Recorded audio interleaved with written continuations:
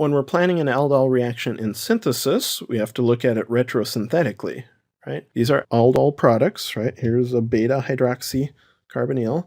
Here's an alpha beta unsaturated carbonyl compound, and we've gotten used to using retrosynthetic arrows. Let's draw that here. Okay. If these are our targets, they're going to come from two carbonyl compounds, one of them having a alpha hydrogen. That one's the nucleophile.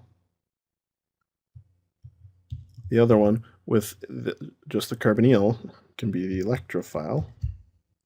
If this retrosynthetic action gives two of the same carbon skeletons, the product can usually be formed by an aldol self-condensation of a single reactant. So in this case, depending on what we had over here on the other side of this carbonyl, if that's a ch3, and all the rest of these are H's, what we can do is have a aldol condensation, especially if these ones over here are methyls as well. For instance, let's look at this retrosynthesis right here. Here's 2-ethyl 1-hexanol. It's an 8-carbon compound. If we look at this, it can be sort of divided into two 4-carbon portions.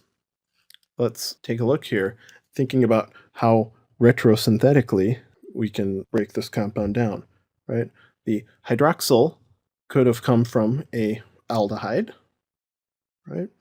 And then looking back at what would need to happen over here in order to properly do self-condensation with two 4-carbon compounds, right?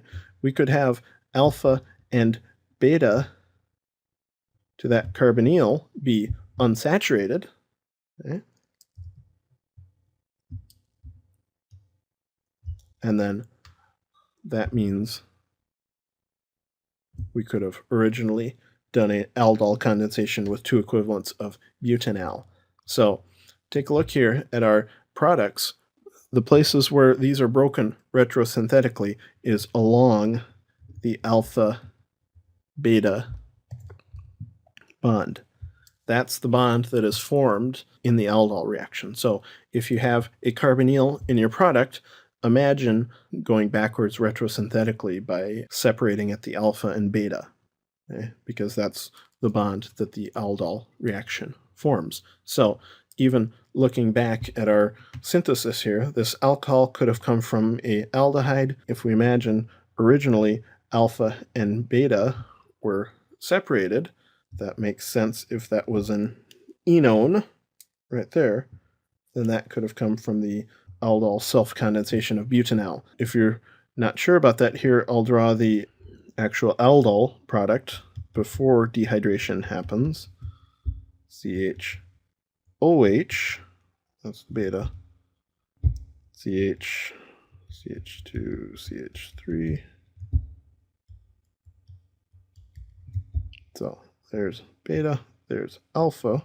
There we can pretty clearly see how I would have taken the alpha enolate in one molecule of this. It would have attacked the actual carbonyl of another molecule. So going forwards, we have this aldehyde.